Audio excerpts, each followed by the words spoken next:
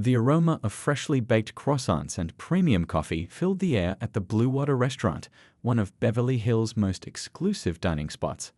The Anderson family had just settled into their usual corner table, surrounded by the elegant decor and soft jazz music playing in the background. Robert, the father, straightened his casual blue sweater while his wife Michelle adjusted their daughter Amy's hair ribbon. Their teenage son Chris was already eyeing the dessert menu, a habit that always made the family laugh. The family wasn't trying to draw attention to themselves, despite their remarkable success story. Just last month, they had sold their cybersecurity company for a whopping $300 million to a major tech giant. The deal had made headlines in the business world, but you wouldn't guess it from their down-to-earth demeanor.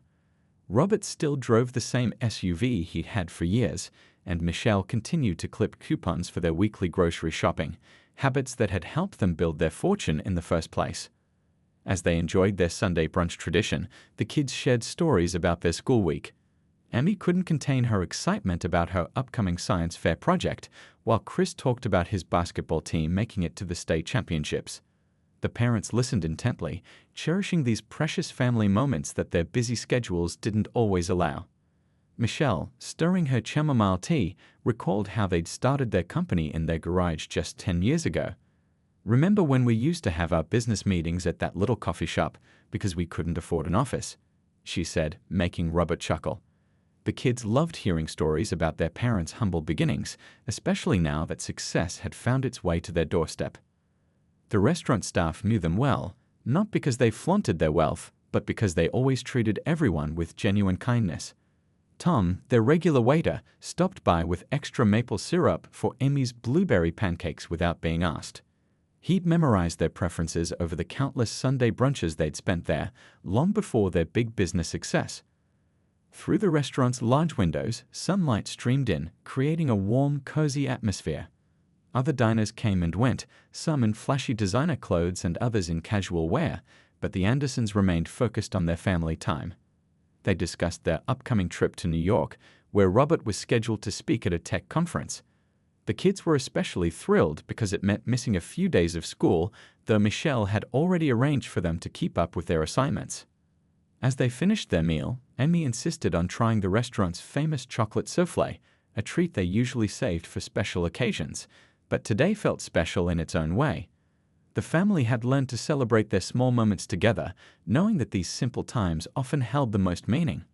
What they didn't know was that this peaceful Sunday brunch was about to turn into something completely unexpected. Their ordinary family meal would soon become the center of attention, though not for reasons anyone could have anticipated. But for now, they savored their dessert, laughed at Chris's jokes, and enjoyed being together, blissfully unaware of the dramatic events that were about to unfold in the parking lot outside. Tom brought their check, and Robert left their usual generous tip, not because they were wealthy, but because that's how his parents had taught him to treat people who provide good service.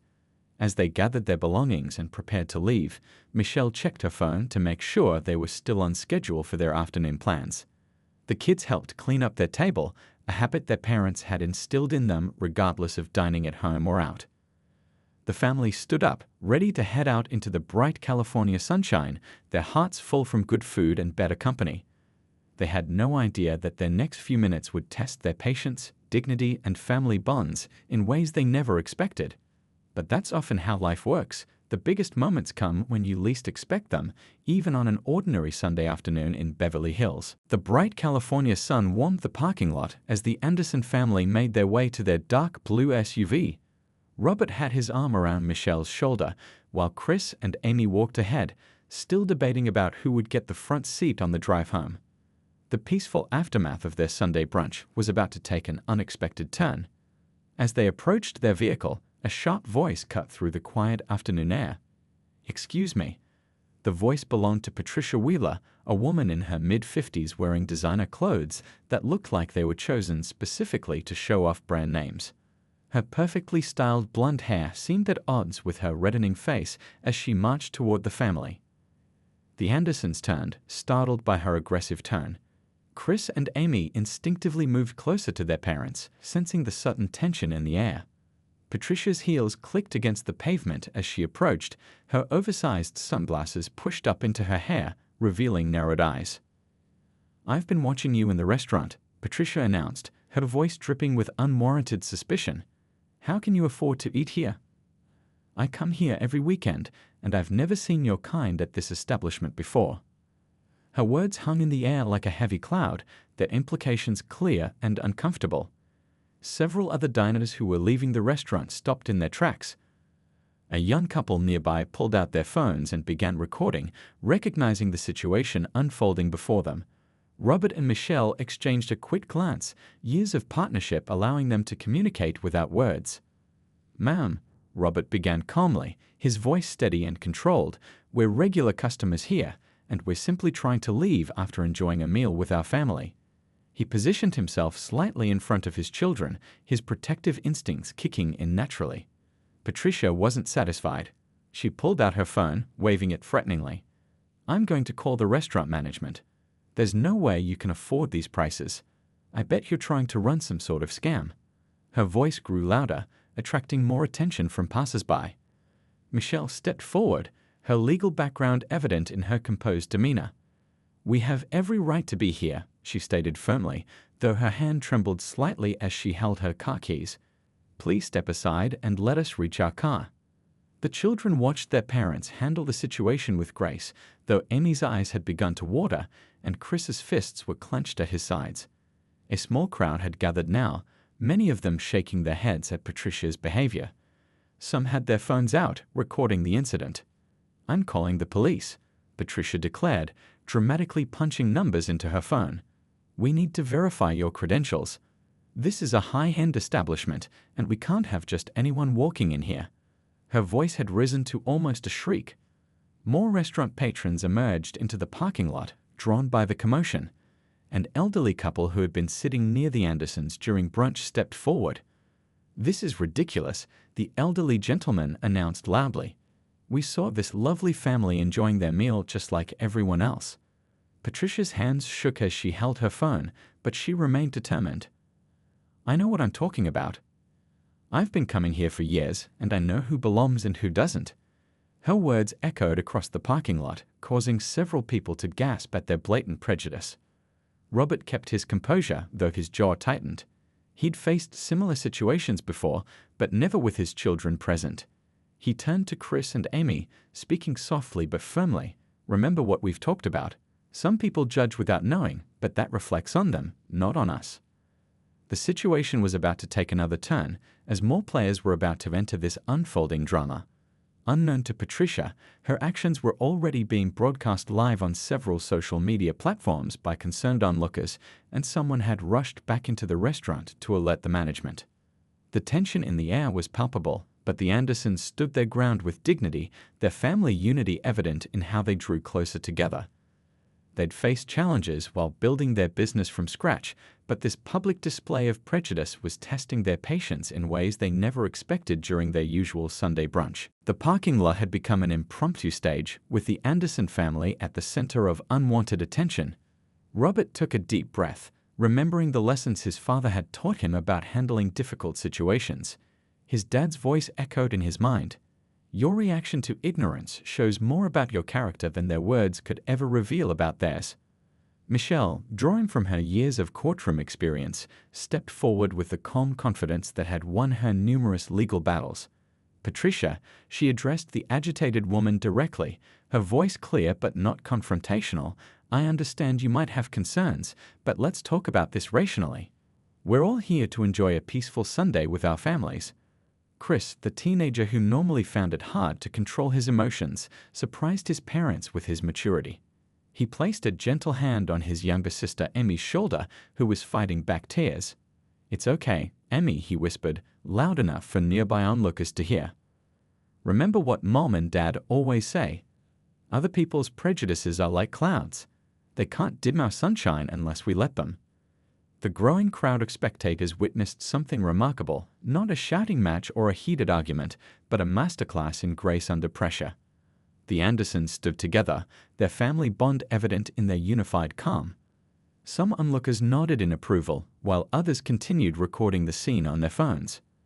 "You don't understand," Patricia insisted, her designer purse clutched tightly to her chest like a shield. I'm trying to protect the reputation of this establishment. I've been coming here for years, and there are standards to maintain." Her voice cracked slightly, betraying her discomfort with the situation she'd created. Robert adjusted his casual sweater and spoke with the same thoughtful tone he used in business negotiations. "Ma'am, I want you to think about something. When you walked into this restaurant for the first time, did anyone question your right to be there? Did anyone make assumptions about you based on how you looked?" A murmur of approval rippled through the crowd. An elderly woman who had been watching shook her head and muttered, "Shame on you," clearly directed at Patricia. The woman's husband nodded in agreement, his expression a mixture of disappointment and concern. Michelle used this moment to address the broader issue. "We're regular people, just like everyone else here. We work hard, we raise our children to be good people, and we enjoy spending time together as a family. That's what should matter, don't you think?" Emmy, who had been quiet until now, spoke up with the innocent wisdom only a child could offer. "Dad, remember when you told us about your first business meeting? When those investors didn't believe in you because you worked from our garage?" Her voice was small but clear. "You said that's why we should never judge people before knowing their story." The comment hit home with many observers. A young couple who had been recording the incident lowered their phones, visibly moved by the child's words. Even Patricia seemed to falter for a moment, though she quickly tried to mask her uncertainty with more bluster. "Well, I've already called the police," she declared, though her voice had lost some of its earlier conviction. "They'll sort this out properly." She glanced around, perhaps hoping for support from other diners, but found only disapproving faces. Robert and Michelle exchanged another knowing look. They'd built their tech company from nothing, facing skepticism and prejudice along the way. Each challenge had made them stronger, teaching them to respond to ignorance with education rather than anger. "Our children are watching," Robert said, addressing not just Patricia but everyone present. "They're learning how to handle conflict, how to respond to prejudice, and how to treat others. What lesson do we want them to take from this moment?" The parking lot fell silent as his words sank in. Several people nodded in agreement, and a few even applauded softly. The Andersons had transformed an ugly confrontation into a powerful teaching moment, not just for their children, but for everyone witnessing the scene. The situation was about to take another dramatic turn, though none of them knew it yet. As Patricia continued her tirade, someone else was approaching from the direction of the restaurant, someone whose arrival would change the entire dynamic of this Sunday afternoon confrontation. Patricia's face had turned an alarming shade of red as she paced back and forth in front of the Anderson family. Her designer heels clicked against the pavement with increasing intensity, like a ticking time bomb about to explode. She held her phone in front of her like a weapon, her manicured fingers trembling as she tried to dial. "I'm telling you right now," she announced to the growing crowd, her voice rising with each word, "there are suspicious people in this parking lot. Yes, right here at Blue Water Restaurant." She was now speaking loudly into her phone, though it wasn't clear if anyone was actually on the other end. The afternoon sun beat down on the parking lot as more spectators gathered. A group of young professionals who had just finished their brunch stepped forward, phones raised. "We're documenting everything," one of them called out. "This kind of behavior isn't okay in 2025. Robert placed both hands on his children's shoulders, a gesture both protective and reassuring.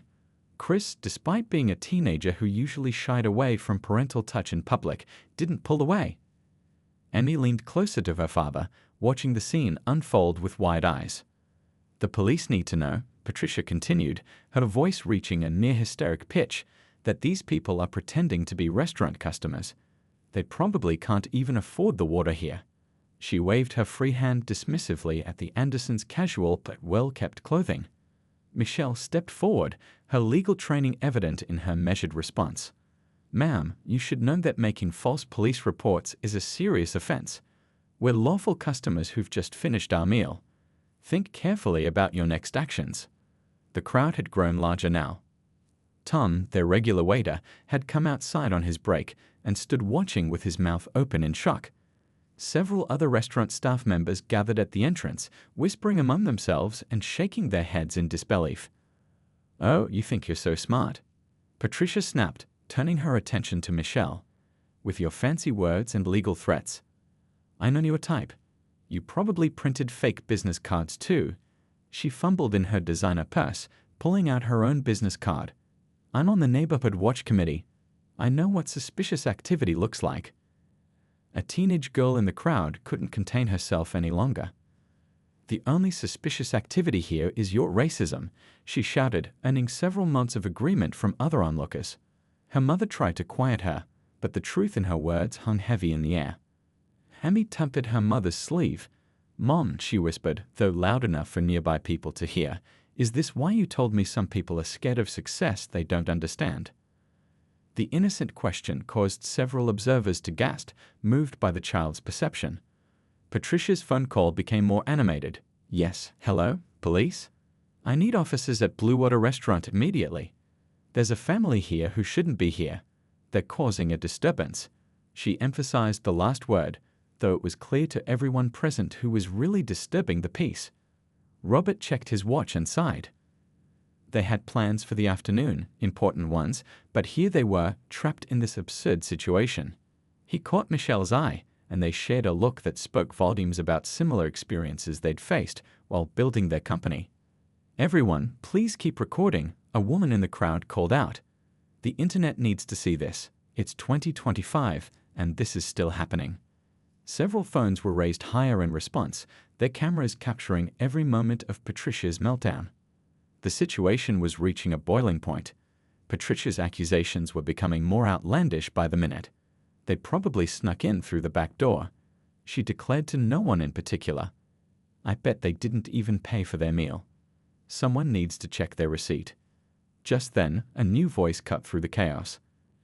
Actually, Mrs. Wheeler, I can verify their payment myself. The source of the voice hadn't yet stepped into view, but its authority was clear. The next few moments would transform this parking lot confrontation into something Patricia never expected. The crowd parted slightly, anticipating the arrival of this new player in the unfolding drama. Patricia stood her ground, though her designer purse clutched tightly to her chest betrayed her growing uncertainty.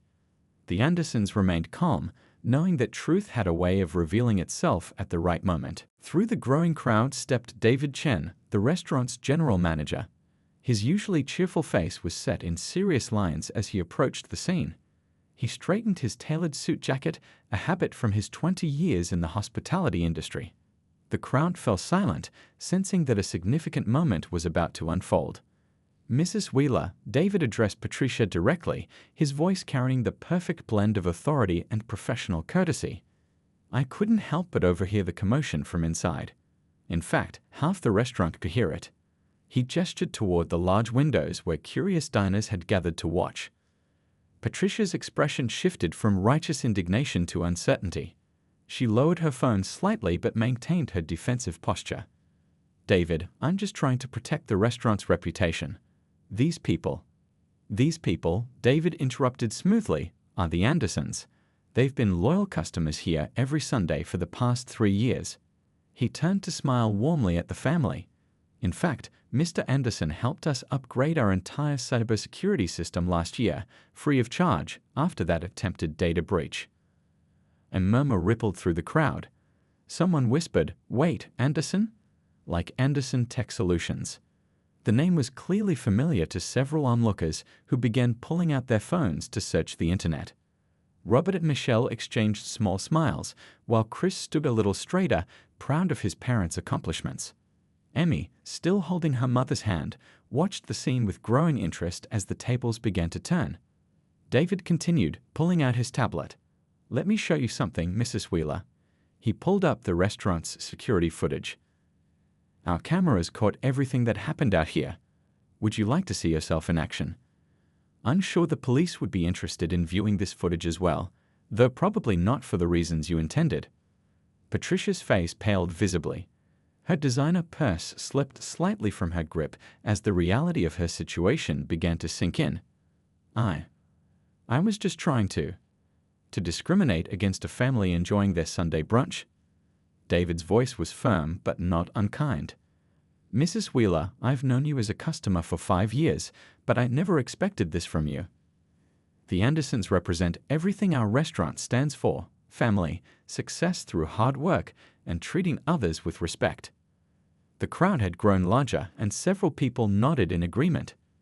Tom, their regular waiter, stepped forward. The Andersons always treat our staff with kindness. Unlike some people, he added, giving Patricia a meaningful look, they've never once complained about their water glasses being half empty. David turned to address the gathering crowd. At Blue Water Restaurant, we pride ourselves on creating a welcoming environment for all our guests. What happened here today goes against everything we believe in. He faced Patricia again. Mrs. Wheeler, I'm afraid I need to ask you to leave. Your membership in our priority dining program is also revoked, effective immediately. Patricia's mouth opened and closed several times, but no words came out. Her phone, which had been her weapon of choice just moments ago, now hung limply at her side. The crowd's quiet murmurs had turned into slight sounds of satisfaction at justice being served. But I've been coming here for years. Patricia finally managed to sputter. You can't just. Yes, Mrs. Wheeler, we can, David stated firmly. And we should have done this sooner, given the numerous complaints we've received about your behavior toward our staff and other guests. He gestured toward the parking lot exit. Please leave now, or I'll have to call security, and unlike your call to the police, this one will be completely justified. Amy tugged at her father's sleeve. Dad, remember when you told me that karma is just life's way of teaching lessons? She asked, her voice carrying in the quiet parking lot. Several people chuckled, and even David couldn't suppress a smile. But the situation wasn't quite over yet. As Patricia stood there, struggling to maintain her composure, a sleek black car pulled into the parking lot. The driver's window rolled down, revealing someone whose presence would make this Sunday afternoon even more memorable. The sleek black car's window rolled down, revealing James Wilson, the Andersons' personal pilot, looking sharp in his professional uniform. Mr. Anderson, he called out, checking his watch. I wanted to remind you about our departure time. The jet is fueled and ready for your flight to New York. Patricia's jaw dropped visibly, and several people in the crowd exchanged knowing looks. The black car's spotless finish gleamed in the afternoon sun, the subtle logo of a high-end car service visible on its door. Thank you, James, Robert replied casually, as if being reminded about his private jet was the most normal thing in the world. We just had a slight delay here. He gestured toward his family with a warm smile. Could you give us about 10 more minutes? Michelle pulled out her phone, its screen showing several missed calls from their company's New York office. Honey, we should probably head out soon. The tech conference organizers were hoping to do a pre-event meeting with you, given that you're the keynote speaker. The crowd's whispers grew louder. Someone Googled quickly and exclaimed, "Oh my God, he's that Anderson. The one who's revolutionizing artificial intelligence security." The news spread through the onlookers like wildfire, phones quickly pulling up articles about Anderson Tech Solutions. Patricia stood frozen, her designer purse hanging limply at her side. Her face had lost all its previous color as she watched the scene unfold. Through the restaurant's windows, several diners had their phones pointed toward the nearby private airport, where the Anderson Company jet was clearly visible, its distinctive blue and silver livery gleaming in the sunlight.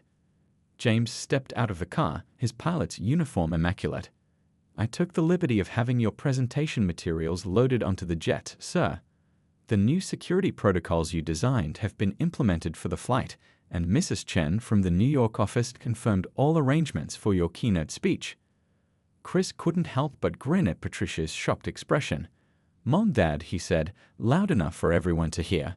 Remember when you told us never to judge people by their appearance? I guess some grown-ups still need to learn that lesson. Emmy nodded enthusiastically. Like when Dad still drives his old SUV even though he could buy any car he wants. He says it's not about showing off, it's about being smart with money. Her innocent observation caused several onlookers to nod in agreement. The restaurant manager, David, who had been watching the scene unfold, stepped forward again. Mrs. Wheeler, I believe this would be a good time for you to leave. Though I hope you've learned something valuable today about making assumptions. Through the crowd came Tom, their regular waiter, carrying a tablet. Mr. Anderson, I almost forgot. The donation you arranged for our staff education fund went through. The whole team wanted to thank you for helping our junior staff members pursue their college degrees. Patricia's face cycled through various expressions: shock, embarrassment, and finally, the dawning realization of just how terribly she had misjudged the situation. Her phone, which she'd been so eager to use earlier, now seemed to burn in her hand. A young woman in the crowd couldn't contain herself any longer. Wait, isn't Anderson Tech Solutions the company that just sold for like $300 million? And they're giving back to the community? She turned to her friend, phone in hand, showing an article about the company's recent acquisition. Robert checked his watch again and turned to his family. We should get going. The jet's waiting, and we don't want to keep the conference organizers waiting. He paused and looked at Patricia, not with anger or triumph, but with something closer to pity. I hope you'll think twice next time before judging someone based on appearances. James opened the car's rear door, revealing the luxurious interior. Your luggage has been loaded and the flight plan is filed. Weather conditions are perfect for flying. His professional demeanor never wavered, though his eyes showed a hint of satisfaction at Patricia's discomfort. The sleek black car's window rolled down, revealing James Wilson, the Andersons' personal pilot, looking sharp in his professional uniform. Mr. Anderson, he called out, checking his watch. I wanted to remind you about our departure time. The jet is fueled and ready for your flight to New York. Patricia's jaw dropped visibly, and several people in the crowd exchanged knowing looks. The black car's spotless finish gleamed in the afternoon sun, the subtle logo of a high-end car service visible on its door. Thank you, James, Robert replied casually, as if being reminded about his private jet was the most normal thing in the world. We just had a slight delay here. He gestured toward his family with a warm smile. Could you give us about 10 more minutes? Michelle pulled out her phone, its screen showing several missed calls from their company's New York office. Honey, we should probably head out soon. The tech conference organizers were hoping to do a pre-event meeting with you, given that you're the keynote speaker. The crowd's whispers grew louder. Someone Googled quickly and exclaimed, "Oh my God, he's that Anderson. The one who's revolutionizing artificial intelligence security." The news spread through the onlookers like wildfire, phones quickly pulling up articles about Anderson Tech Solutions. Patricia stood frozen, her designer purse hanging limply at her side. Her face had lost all its previous color as she watched the scene unfold. Through the restaurant's windows, several diners had their phones pointed toward the nearby private airport, where the Anderson Company jet was clearly visible, its distinctive blue and silver livery gleaming in the sunlight. James stepped out of the car, his pilot's uniform immaculate. I took the liberty of having your presentation materials loaded onto the jet, sir. The new security protocols you designed have been implemented for the flight, and Mrs. Chen from the New York office confirmed all arrangements for your keynote speech. Chris couldn't help but grin at Patricia's shocked expression. Mom, Dad, he said, loud enough for everyone to hear. Remember when you told us never to judge people by their appearance? I guess some grown-ups still need to learn that lesson. Emmy nodded enthusiastically. Like when Dad still drives his old SUV even though he could buy any car he wants. He says it's not about showing off, it's about being smart with money. Her innocent observation caused several onlookers to nod in agreement. The restaurant manager, David, who had been watching the scene unfold, stepped forward again. Mrs. Wheeler, I believe this would be a good time for you to leave. Though I hope you've learned something valuable today about making assumptions. Through the crowd came Tom, their regular waiter, carrying a tablet. Mr. Anderson, I almost forgot. The donation you arranged for our staff education fund went through. The whole team wanted to thank you for helping our junior staff members pursue their college degrees. Patricia's face cycled through various expressions: shock, embarrassment, and finally, the dawning realization of just how terribly she had misjudged the situation. Her phone, which she'd been so eager to use earlier, now seemed to burn in her hand. A young woman in the crowd couldn't contain herself any longer. Wait, isn't Anderson Tech Solutions the company that just sold for like $300 million? And they're giving back to the community? She turned to her friend, phone in hand, showing an article about the company's recent acquisition. Robert checked his watch again and turned to his family. We should get going. The jet's waiting, and we don't want to keep the conference organizers waiting. He paused and looked at Patricia, not with anger or triumph, but with something closer to pity. I hope you'll think twice next time before judging someone based on appearances. James opened the car's rear door, revealing the luxurious interior. Your luggage has been loaded and the flight plan is filed. Weather conditions are perfect for flying. His professional demeanor never wavered, though his eyes showed a hint of satisfaction at Patricia's discomfort. The final chapter. A moment of unexpected understanding. The private jet's engines hummed softly as it prepared for takeoff, creating an atmosphere thick with tension and unspoken emotions. Michael, who had endured weeks of harassment and discrimination, found himself at a crossroads of feelings: anger, frustration, but also a glimmer of hope. His wife, Laura, squeezed his hand gently. They had discussed this moment countless times, how to respond to the constant provocation they'd experienced. Their children sat quietly, sensing the weight of the situation but not fully understanding its complexity. As the woman who had been causing them so much trouble stood there, her face a mixture of shock and disbelief, something unexpected happened. The pilot, a seasoned professional who had witnessed more of life's complicated moments than most, stepped forward. "Ma'am," he said calmly, "I think it's time we all take a moment to understand each other." The words hung in the air, surprising everyone. The woman's aggressive stance seemed to deflate slightly. She had expected confrontation, perhaps even conflict. But this was something entirely different. Michael took a deep breath. He knew this could go two ways: escalate into another painful encounter or become an opportunity for something meaningful. Years of experience had taught him that anger rarely solved anything. His grandfather's wisdom echoed in his mind. Understanding begins when we start listening. "Would you like to sit down?" he asked, his voice steady and surprisingly calm. The unexpected invitation caught the woman completely off guard. Her prepared speech, her rehearsed anger, seemed to melt away.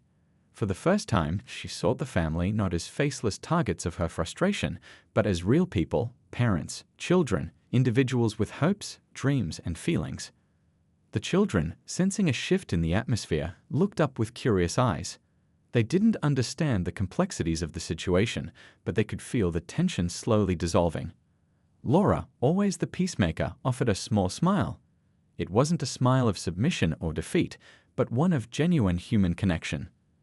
A smile that said, "We're all more than our worst moments." The pilot watched, having seen many confrontations in his years of service, but this felt different. This felt like the beginning of something, not an ending, but a potential new understanding. Slowly, almost imperceptibly, the woman's defensive posture began to change. The anger that had driven her actions started to crack, revealing something more vulnerable underneath: confusion, perhaps even a hint of remorse.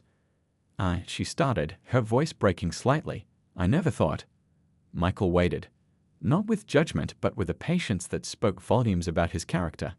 He had learned long ago that true change doesn't come from forcing people to see your perspective, but by creating space for them to see it themselves. The private jet's cabin, which moments ago had been a battleground of tension, now felt like a space of potential transformation. Outside, the world continued its busy dance: planes taking off, people going about their lives, unaware of this small but significant moment of human connection. As they talked, something remarkable began to happen. The barriers that had seemed so insurmountable just moments before started to crumble, not through force or argument, but through the simple, powerful act of listening. The children watched, their young minds absorbing a lesson far more powerful than any classroom could teach. That understanding is always possible, that empathy can break through the hardest of walls. The pilot, standing quietly nearby, knew he was witnessing something rare. Not a victory, not a defeat, but a genuine human moment of connection.